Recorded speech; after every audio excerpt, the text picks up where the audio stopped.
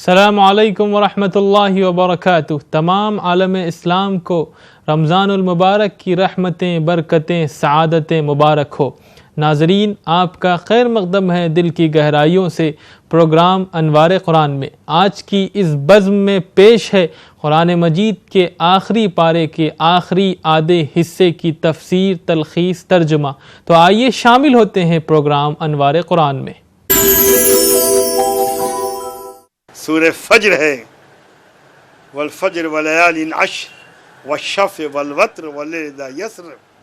اس میں بھی اللہ تعالیٰ فجر کی قسم کھاتے ہیں اور اللہ کہتے ہیں اور 10 راتوں کی قسم، یہ عید الاضحیٰ کی 10 راتیں ہیں، اور جفت اور طاق رات کی قسم، اور رات کی قسم جب وہ گزرنے لگے، اور قسم ہے اس شخص کی عقل مند کے واسطے جس میں کافی نشانیاں ہیں کہ اللہ تعالیٰ نے، اللہ کہتا تم نے دیکھا نہیں تیرے رب نے کیا کیا عاد کے ساتھ جو بڑے ستونوں والے تھے، یعنی اللہ ان کو عاد کو ہلاک کر دیا، عاد نے سمود کو ہلاک کر دیا، اللہ نے فرعون کو ہلاک کر دیا، جنہوں نے زمین میں فساد کیا اللہ نے ہلاک کر دیا۔ آئے فساد کرتے گئے، ہلاک ہوتے چلے گئے۔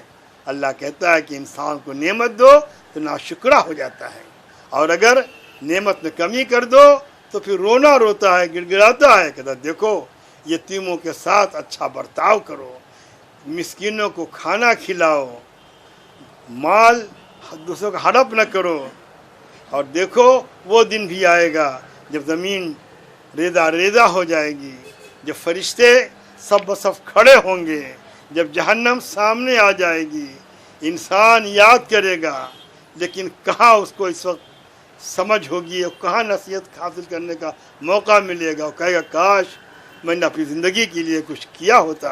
کہ اللہ کہتا ہے کہ ان میں جو نفس مطمئنہ ہے اپنے رب کی طرف راضی خوشی لوٹ جا، میرے بندوں میں داخل ہو، میری جنت میں داخل ہو۔ لا اقسم بهذا البلد وانت حل بهذا الولد ووالد وما ولد لقد خلقنا الانسان في كبد ايحسب ان لن يقدر عليه احد۔ قرآن پاک کی یہ سورہ بلد ہے، جس میں اللہ تعالیٰ نے قسم کھائی ہے اس شہر کی، اس سے مراد شہر مکہ ہے۔ اللہ نے کہا حضور پاک صلی اللہ علیہ وسلم کو خطاب کر کے کہ اس شہر میں آپ چل پھر رہے ہیں، ہم اس سے قسم کھاتے ہیں جس میں آپ چل پھر رہے ہیں، اور قسم ہے اس باپ کی جس نے اور اس کی جس نے پیدا کیا۔ ہم نے انسان کو بڑی مشقت میں پیدا کیا۔ یہ سچ ہے کہ انسان انتہائی مشقت میں پیدا ہوا ہے، اس سے اس کا تولیدی عمل بھی ظاہر ہوتا ہے، اور اس سے انسان کی زندگی کی تگ و دو بھی ظاہر ہوتی ہے جو اس کو جینے کے لیے کرنی پڑتی ہے۔ اللہ نے آدم علیہ السلام کو خطاب کر کے کہا تھا کہ اے آدم، کہیں یہ شیطان تم دونوں کو، آدم اور حوا کو، جنت سے نکال نہ دے، فلا یخرجنکما من الجنت فتشقا، تم پڑ جاؤ مشقت میں۔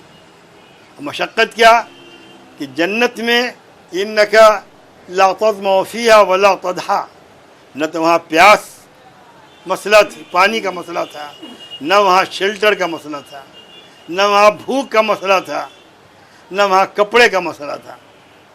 اور دنیا میں آ کر کے انسان کو یہی تگ و دو کرنی پڑی کہ رہنے کو مکان ہو جائے، تن ڈھانپنے کو کپڑا ہو جائے، کھانے کو دانہ ہو جائے، پینے کو پانی ہو جائے۔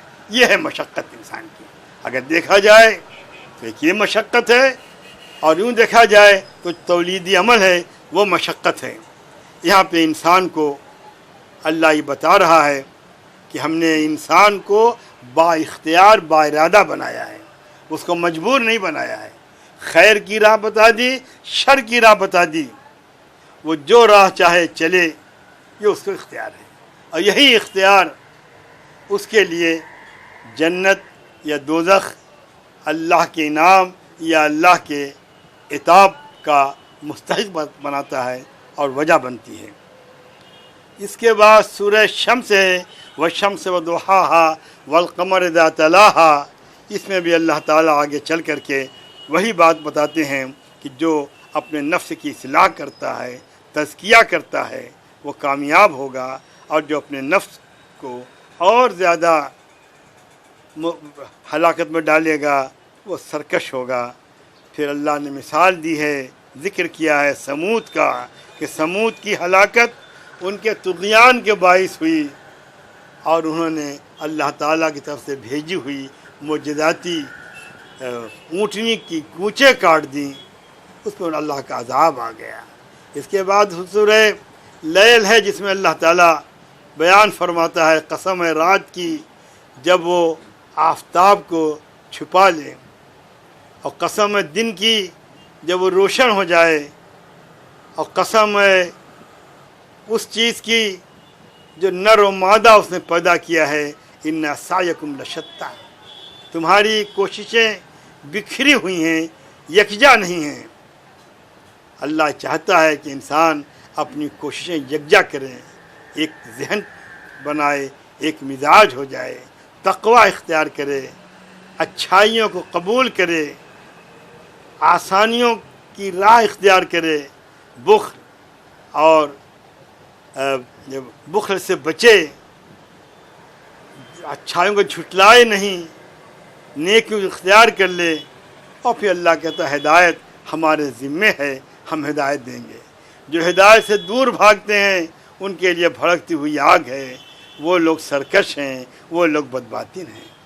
اس کے بعد سورہ ضحیٰ ہے، یہ وہ سورہ ہے، یہاں بتا دوں کہ اللہ کے رسول صلی اللہ علیہ وسلم پہ جب ابتدائی وحی آئی سورہ علق جو آگے آ رہی ہے، اقرأ بسم ربک الذی خلق خلق الانسان من علق اقرأ وربک الاکرم الذی علم بالقلم علم الانسان ما لم یعلم، یہ ضحیٰ کے بعد یعنی یہ چوتھی سورہ ہے۔ تو حضور پاک صلی اللہ علیہ وسلم پر سلسلہ وحی کا رک گیا، آپ کو تکلیف ہوئی، آپ کو بے چینی ہوئی، تو اللہ نے اس کے بعد یہ سورہ بھیجی، والضحیٰ واللیل اذا سجی ما ودعک ربک وما قلی۔ اے محمد صلی اللہ علیہ وسلم، قسم ہے دن کی روشنی کی، اور قسم ہے رات کی جب وہ آئے، کہ تیرے رب نے تجھ کو چھوڑا نہیں ہے۔ جس طرح دن کی تھکن کے بعد رات کا آنا ضروری ہے، ویسے ہی ابتدائی وحی کے بعد اتنا وقفہ ضروری تھا کہ ذہنی اور جسمانی طور پر تم اس کو قبول کرنے کے لیے تیار ہو جاؤ، یہ اس کا مسئلہ تھا۔ اس میں اللہ تعالیٰ نے حضور پاک صلی اللہ علیہ وسلم کو بڑی بشارتیں دی ہیں، وعدے کیے ہیں۔ اللہ کہتا ہے وَلَسَوْفَ يُعْطِيكَ رَبُّكَ فَتَرْضَىٰ، اللہ تم کو دے گا، تم راضی ہو جاؤ گے۔ اب یاد دلایا حضور کی یتیمی، اور پھر بتایا کیسے اللہ ان کا سہارا بنا، کس طرح اللہ نے ان کو نہ صرف ہدایت دی بلکہ ہدایت کا امام بنا دیا۔ اللہ نے کس طرح سے ان کو مستغنی کر دیا لوگوں سے، اور اس کے بعد اللہ کہتا ہے کہ یتیم کو جھڑکو نہ، مانگنے والوں کو بھگاؤ مت، یتیم کے اوپر زیادتی مت کرو، اپنے رب کی نعمت بیان کرو۔ اپنے رب کی نعمت کے بیان کا طریقہ یہ بھی ہے کہ مانگنے والوں کو دو، مستحقین کو دو۔ اس کے بعد سورہ علم نشرح ہے، اس میں صاف کہا گیا ہے، اللہ کہتا ہے کہ علم نشرح لک صدرک، کہ ہم نے تمہارا دل، تمہارا سینہ کھول نہیں دیا، تمہارا بوجھ اتار نہیں دیا، وہ بوجھ جس نے تمہاری پیٹھ کو جھکا دیا تھا، ہم نے تمہارا ذکر بلند کیا۔ تم جان لو کہ تنگی کے بعد آسانی ہے، بے شک تنگی کے بعد آسانی ہے، یہ بڑا وعدہ ہے، تکلیف کے بعد راحت، تکلیف کے بعد راحت۔ اللہ کہتا ہے کہ جب فرصت ہو تو کھڑے ہو جاؤ، اپنے رب کی طرف متوجہ ہو جاؤ۔ اس کے بعد سورہ تین ہے جس میں اللہ تعالیٰ نے تین، زیتون اور طور سینین وہذا البلد الامین کی 4 قسمیں کھائی ہیں، والتین والزیتون والطور والسینین وہذا البلد الامین۔ در حقیقت دنیا کے 3 مذاہب اس سے وابستہ ہیں۔ تین و زیتون وہ جگہ جہاں انجیر کثرت سے ہو، زیتون کثرت سے ہو، اس سے حضرت عیسیٰ کی جائے پیدائش مراد ہے۔ तूर सीनीन हज़रत मूसा का तूर सीना मुराद है, वहाद बलदिल अमीन हुजूर पाक सल्लल्लाहु अलैहि वसल्लम की निस्बत से मक्का मुकर्रमा मुराद है। और इन तीनों नबियों के मानने वाले अपने अपने नबी की बड़ाई और अज़मत बयान करते हैं, तो अल्लाह इन तीनों को सामने रख के कहना चाहता है कि लक़द खलक़नल इंसान फ़ी अहसन तक़वीम, हमने इंसान को बहुत खूबसूरत सांचे में ढाला है, बेहतरीन फरिश्त पैदा किया है। जैसे यहूदियत का तसव्वुर कि इंसान पैदाइशी नजिस है, गलत है, क्योंकि मूसा भी इंसान में पैदा हुए हैं।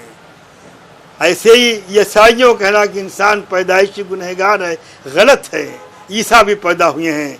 ऐसे ही तब मुसलमान इस धोखे में न पड़ जाए तो हुजूर का हवाला दिया, और इन तीनों जगहों के बाद कहा है कि इन तीनों जगहों पे तीन लोग पैदा हुए थे। वो जान लें कि इंसान बेहतरीन सांचे में ढाला गया है, ये उसके अमाल होते हैं जो उसको गिराते हैं और ऊँचे करते हैं, और वो लोग जो अमाल सालिहा करते हैं उनके लिए हमेशा नेकियां हैं, हमेशा खुशियां हैं, और जो बुरे अमाल करते हैं उनके लिए तबाही बर्बादी है। फिर वही सूरह है जिसकी मैंने 5 आयतें अभी पढ़ी थी, इक़रा बिस्मि रब्बिकल्लज़ी खलक़ खलक़ल इंसान मिन अलक़। ये वो 5 सूरतें हैं जो हुज़ूर पाक सल्लल्लाहु अलैहि वसल्लम के ऊपर गार हिरा में पहली पहल जिब्रील अमीन लेकर के आए थे, और इसकी अपनी बड़ी अहमियत है। जिब्रील अमीन ने हुज़ूर पाक सल्लल्लाहु अलैहि वसल्लम को ये 5 आयतें पढ़ाईं, याद कराईं, सुनाईं, और आप सल्लल्लाहु अलैहि वसल्लम इसके बाद जब आए तो आप पे कपकपी तारी थी, आप काँप रहे थे।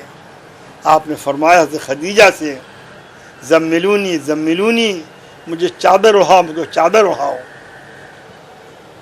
उनको चादर ओढ़ा दी गई। उस वक्त कुरान में आया, या अय्युहल मुज़म्मिल, ऐ चादर को ओढ़ने वाले, ऐ कमले के ओढ़ने वाले, कुम या अय्युहल मुज़म्मिल कुम इल्लैहि इल्ला क़लीला, ऐ मुज़म्मिल चादर को ओढ़ने वाले खड़े हो।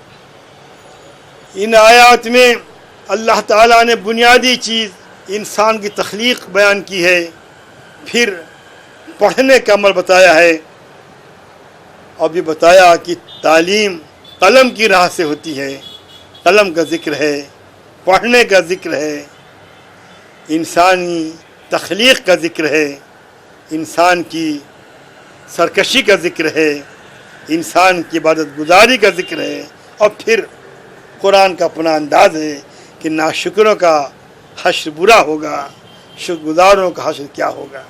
इसके बाद सूरह क़द्र है जिसमें इन्ना अंज़लनाहु फ़ी लैलतिल क़द्र, ये शब क़द्र का ज़िक्र है।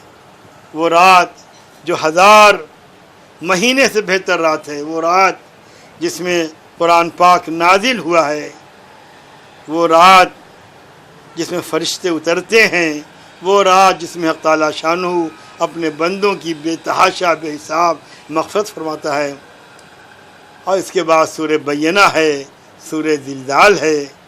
सूरह बय्यना में अहले किताब, मुशरिकीन और नाशुकरों का ज़िक्र है,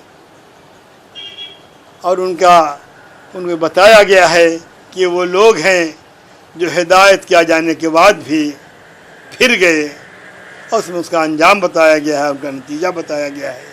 फिर क़यामत का ज़िक्र है सूरह ज़िलज़ाल में, जिसमें कहा गया है जब ज़मीन हिलेगी, जब ज़मीन अपना बोझ बाहर फेंक देगी, इंसान चीखेगा क्या हो गया है, ज़मीन अपनी ख़बर लोगों को बयान कर देगी, और उस वक्त इंसान भागा भागा फिरेगा, उसको नाम अमाल दिखाया जाएगा। अगर एक ज़र्रा भी भलाई होगी तो भलाई मिलेगी, एक ज़रा बुराई होगी तो बुराई मिलेगी। फिर सूरह आदियात है जिसमें ज़िक्र है उन घोड़ों का जो हाँफते हुए चलते हैं, उन घोड़ों का जो टाप मार कर गुजरते हैं, उन घोड़ों का जो सुबह को हमला करते हैं, जो रात हमला करते हैं, उन घोड़ों का जो गुबार उड़ाते हुए चलते हैं, उन घोड़ों का जो दुश्मनों की सफ़ों में घुस जाते हैं। और फिर अल्लाह कहता है कि इंसान नाशुक्रा है,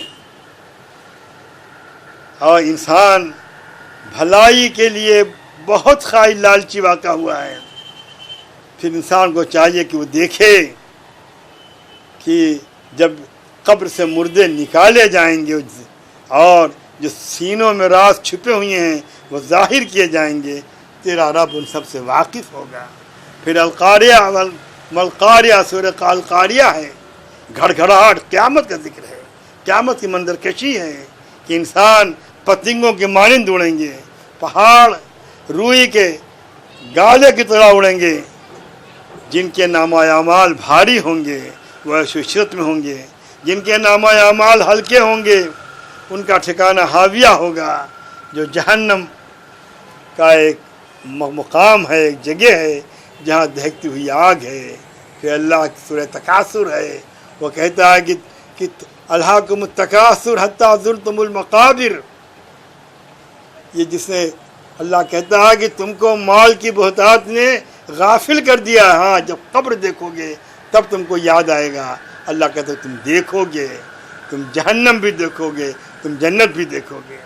اس کے بعد سورہ عصر ہے، جس کے بارے میں امام شافعی رحمۃ اللہ علیہ فرماتے ہیں کہ یہ وہ سورہ ہے جو انسان کی ہدایت کے لیے کافی تھی اگر پورا قرآن نہ بھی اترتا، جس میں اللہ نے قسم کھائی ہے زمانے کی اور انسان کی تاریخ بتائی کہ انسان کا سودا ہمیشہ گھاٹے میں رہا ہے، اہل ایمان اس سے محفوظ رہے ہیں، وہ اہل ایمان جو نیک اعمال کرتے رہے ہیں اور جو صبر کی تلقین کرتے رہے ہیں۔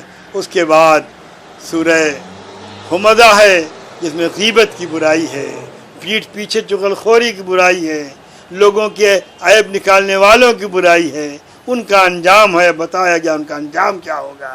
ان کا انجام حطمہ ہے، وہ ایسی آگ جو توڑ پھوڑ کر رکھ دیتی ہے، وہ آگ جو تلووں کے نیچے آئے گی تو دلوں کو جلائے گی، اور پھر اس کے بعد ان کے دروازے بند کر دیے جائیں گے، وہ جہنم کے آگ کے ستونوں میں گھر جائیں گے۔ اس کے بعد سورہ فیل ہے، جس میں ذکر ہے ہاتھی والوں کا، جو حضور پاک صلی اللہ علیہ وسلم کی ولادت سے پہلے کا واقعہ ہے، جس میں ابرہا ہاتھی کا لشکر لے کر کے آیا تھا اور جس کو اللہ نے تباہ ہلاک کر دیا۔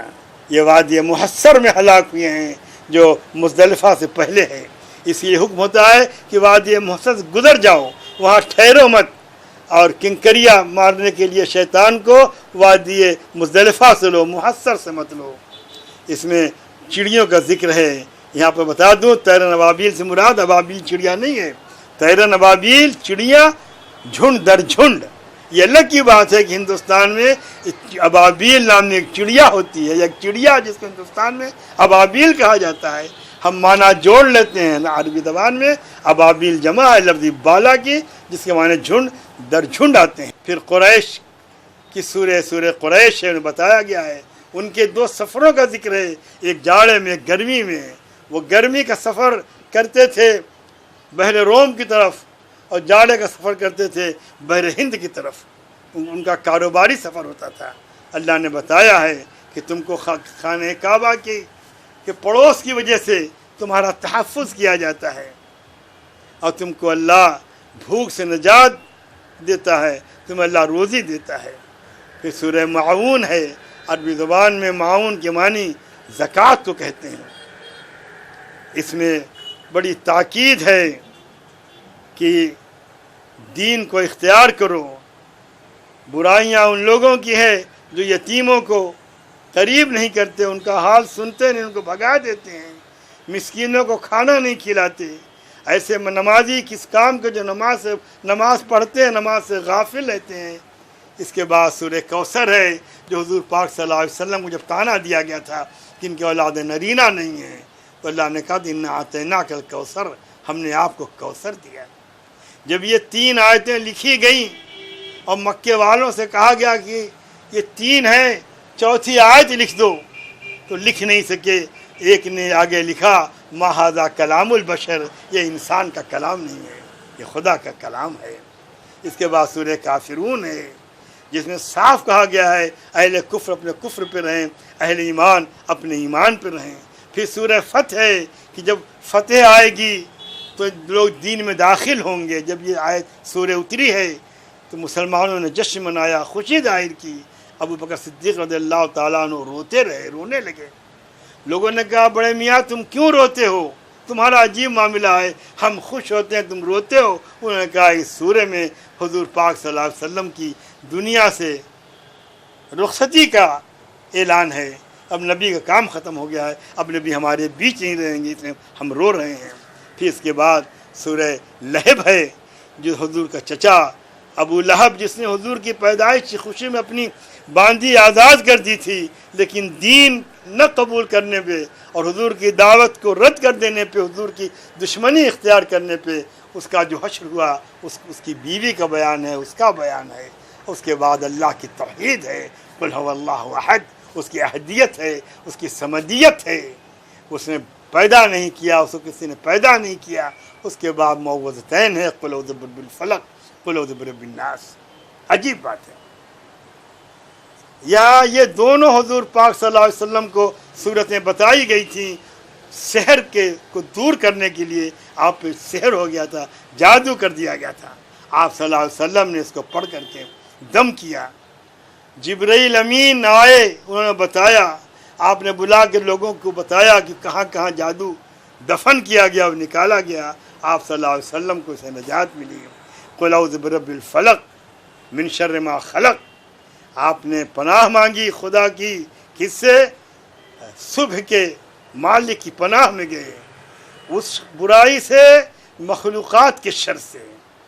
और रात जब छा जाए और रात जब आए तो उसकी जो बुराई आती उससे, और गांठें मार मार करके फूंकने वालों की शर से और हासिद के शर से। ऐसे ही कुल औज़ु बिरब्बिन नास, फिर मलिकिन नास, इलाहिन नास, यहाँ भी खन्नास और वसवास से के शर से पनाह मांगी गई है, जो लोगों के दिलों में वसवसे डालते हैं, चाहे वो जिन हो। खुदा का शुक्र है कि ETV उर्दू के हवाले से हमारे मुअज़्ज़ज़ नाज़रीन की समाअत से पूरे कुरान की तलख़ीस तर्जुमे की शक्ल में, तफसीर की शक्ल में सामने आ गई। ये वाक़या है कि कुरान ऐसा बहर ज़ख़्ख़ार है कि उम्रें बीत जाएं, इसके मफ़ाहीम व मानी का सुराग लगाकर पूरा बयान कर दिया जाए नामुमकिन है। लेकिन ये सच है कि जहाँ बहुत कुछ न मिल सके, जो कुछ मिल जाए वो भी कम नहीं है। आपने उलमाए किराम के बयानात सुने, मेरे हिस्से में इस आखिरी पारे के बारे में कुछ बयान आया था। मैं नहीं कह सकता कि मैंने किस हद तक इंसाफ किया, इंसाफ तो हो नहीं सकता, क्योंकि कुरान की तर्जुमानी और कुरान का बयान आसान काम नहीं है। लोगों ने उम्रें गुजार दी और यही महसूस करते रहे कि अभी कुछ समझ में नहीं आया। सूरह बकरा के समझने में हज़रत उमर बिन ख़त्ताब के साहबजादे अब्दुल्लाह बिन उमर रज़ियल्लाहु ताला अन्हु ने 3.5 साल लगा दिए थे। फरमाया मेरे को 3.5 साल लग गए सूरह बकरा के समझने में।